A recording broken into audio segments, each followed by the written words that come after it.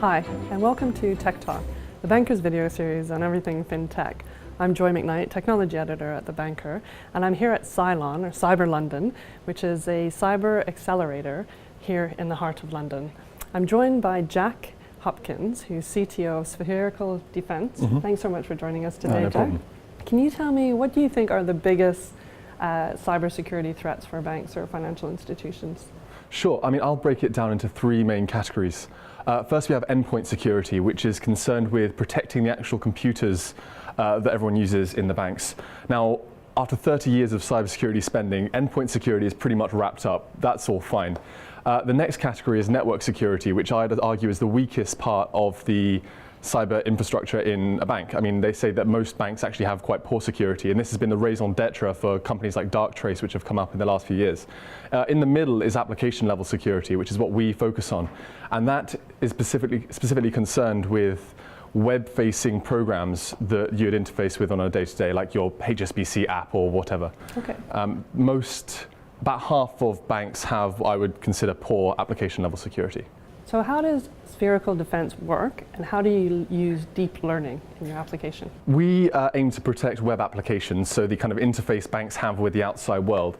We view it like a language problem. Just like we're communicating in English, and if we were writing back and forth, we'd use the Latin alphabet, applications communicate with their own language as well, using formats like JSON and XML as their low-level notation, and then building the meaning on top of that.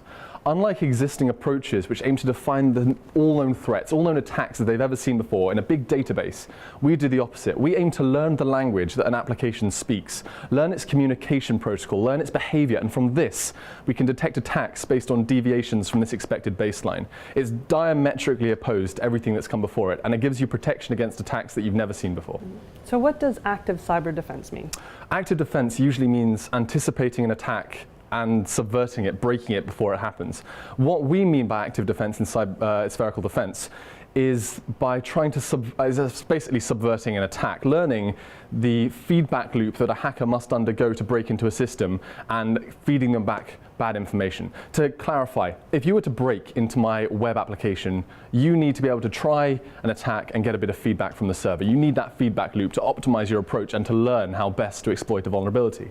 This information leak is a great weakness on the part of the banks, but also a bit of a strength as well, because that's the only information that a hacker really has. If you can poison that information stream, if you can feed back messages to the hacker that you generate, you can keep them engaged, keep them thinking that they've made inroads, that they've made a success, all the while you're profiling them and frankly making them get a bit bored of trying to constantly bang their head against something which they can't really get through to.